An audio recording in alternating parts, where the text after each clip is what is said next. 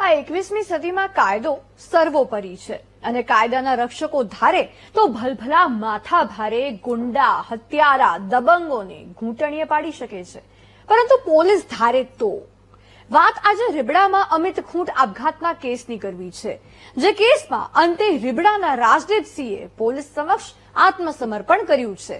હવે પોલીસ બાપની સાથે સાથે દીકરાની પણ બરાબરને ખાતરદારી કરશે। ત્યારે મોંઘી ગાડીઓમાં રોલા પાડનારા રાજદીપ કાયદા સામે કેવી રીતે ઘૂંટણીએ પડી ગયા, આવો જોઈએ આ રિપોર્ટમાં।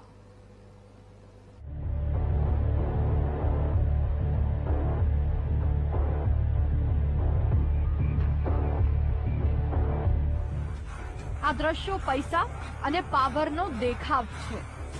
માણસ પાસે પૈસો હોય અને ખુદ ખૂંખાર હોય ત્યારે તેનો રોલો પડવાનો, વૈભવી જીવન, મોંઘી મોંઘી ગાડીઓ સાથે પ્રદર્શન, ડાયરામાં નોટોનો વરસાદ, ક્યાંક ફૂલોથી સ્વાગત તો ક્યાંક પૈસાથી।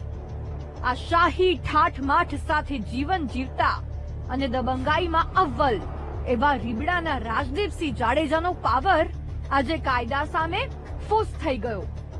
આજે કાયદા સામે રાજદીપસિંહ નતમસ્તક થઈને ઉભો રહેવા મજબૂર બની ગયો છે, કારણ કે આજે દેશમાં કાયદાનું રાજ છે। આ બંને તસવીર જોઈને ઘણું બધું યાદ આવી ગયું હશે। 2 મહિના પહેલા જ પોપટ સોરઠિયાની હત્યાના કેસમાં આરોપી અનિરુદ્ધસિંહે કોર્ટમાં આત્મસમર્પણ કર્યું, તો 3 દિવસ પહેલા અમિત ખૂંટ આપઘાત કેસમાં સંડોવાયેલા રાજદીપસિંહે પણ પોલીસ સમક્ષ આત્મસમર્પણ કર્યું।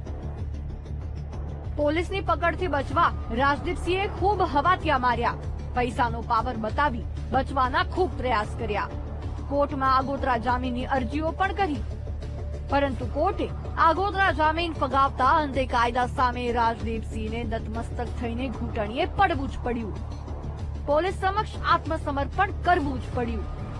ગોંડલ પોલીસે રાજદીપસિંહને કોર્ટમાં રજૂ કરીને 2 દિવસના રિમાન્ડ પર મેળવ્યા હતા, જે પૂરા થતા પોલીસે રાજદીપસિંહને પણ જેલ હવાલે કરી દીધો છે।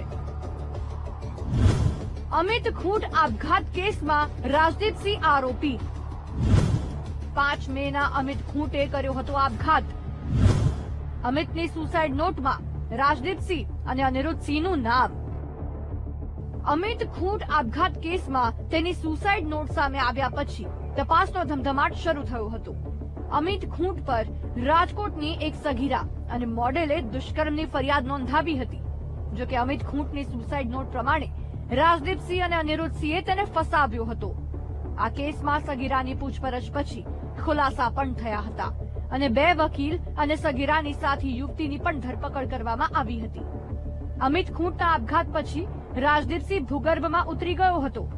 હાઈકોર્ટ અને સુપ્રીમ કોર્ટ સુધી આગોતરા જામીન માટે અરજીઓ કરી પોલીસથી બચવાના પ્રયાસોમાં હતો, પરંતુ અંતે તેને પણ પોતાના પિતાની જેમ ક્યાંયથી રક્ષણ ન મળતા આત્મસમર્પણ કરવું પડ્યું। હવે આ કેસમાં રાજદીપસિંહ શું ખુલાસા કરે છે તેના પર સૌ કોઈની નજર છે। કેમેરામેન નિશિત ગઢિયા સાથે શનિ મયડ, વીટીવી ન્યૂઝ, રાજકોટ।